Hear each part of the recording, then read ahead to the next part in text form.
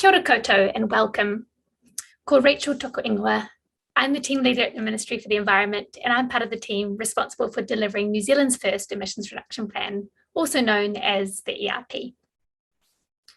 Right now, we are still developing the emissions reduction plan, and we are asking Māori to give us your input and help us to complete the plan. When finalised, the ERP will include policies and strategies to help meet our emissions reduction targets and ways to mitigate the impacts that reducing emissions will have on our people, along with targeted policies for specific sectors. You might have already seen our video explaining the ERP generally. The video is a high-level resource to help explain how Te Tiriti o Waitangi is reflected in that mahi. More detailed online events will be held throughout the consultation period, and details will be displayed at the end of these slides. In today's session, we will cover Te Tiriti and the emissions reduction plan, opportunities to influence the emissions reduction plan, and overlapping processes.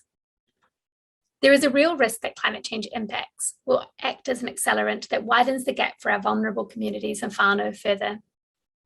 We have a responsibility to make sure this doesn't happen.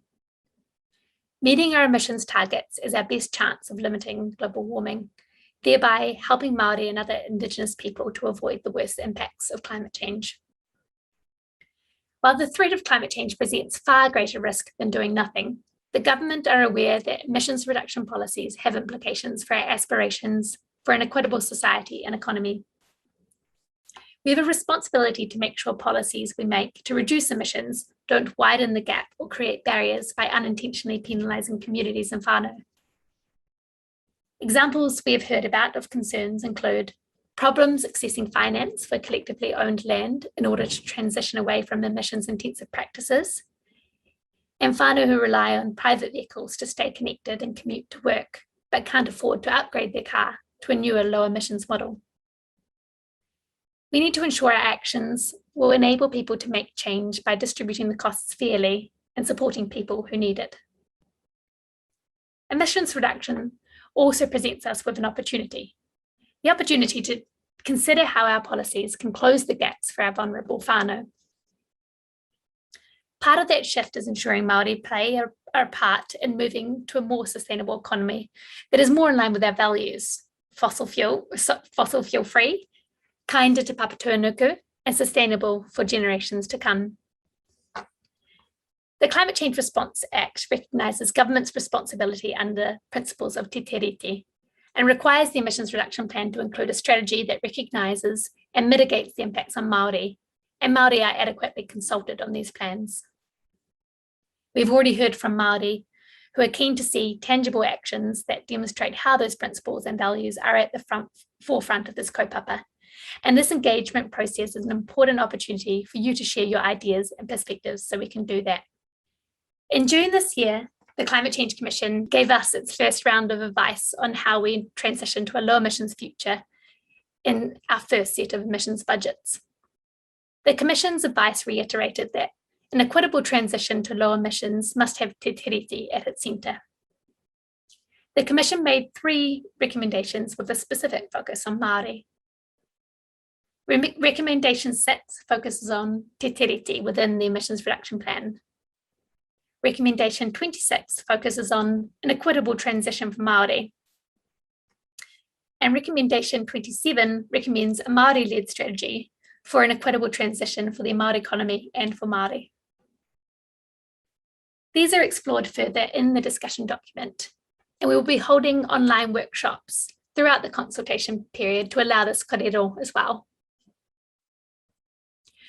Many of you will have provided comments to the Commission as they developed their advice, but if you have time, please familiarise yourself with those recommendations in greater detail.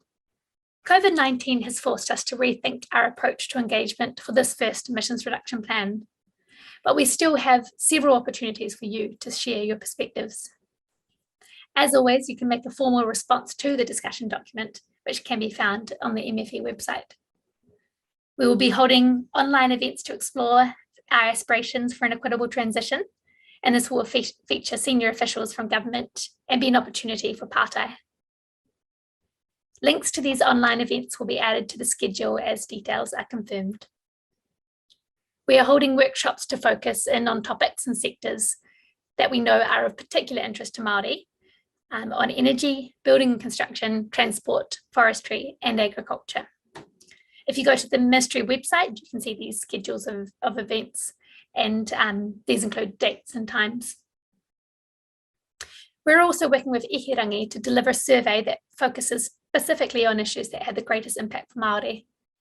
Keep an eye on your inbox for when that arrives. Sitting alongside the development of the ERP are a couple of closely related kaupapa: emissions budgets and waste. Both are being consulted on currently, and we want to give you a quick overview of them now so you can see how they align with the ERP. The Climate Change Commission has recommended that government set emissions budgets that, in the Commission's view, are ambitious but still achievable. The Commission also sets budgets, or also recommends setting budgets that are considered to be fair, inclusive and equitable, and that could be achieved in a way that is in line with Te Tiriti o Waitangi. The government proposes to broadly accept the Commission's advice on emissions budgets, amending them to take account of new information on forest emissions received after the Commission released their advice in May. This consultation seeks your advice on additional policies that could help close that gap that currently exists between the estimated impacts of policies being included in the emissions reduction plan and these proposed emissions budgets. Final decisions to set emissions budgets will be made after this consultation has closed. Government is also consulting on the proposed waste strategy at this time. The waste strategy and ERP share a common goal, which is the reduction of biogenic methane produced by our organic waste. We want to assure you that these two work streams complement and strengthen each other. The ERP dedicates a chapter to reducing waste-related emissions, and the proposed waste strategy identifies emissions reduction as a priority for the next decade. If you have an interest in waste management beyond the reduction of biogenic methane, then we encourage you to check out the strategy. This concludes today's presentation. I hope you've found it informative. Please don't forget to keep an eye out for Pānui about upcoming online events. We would love to see you there for a more in-depth kōrero about this important kaupapa. Ka kite anō.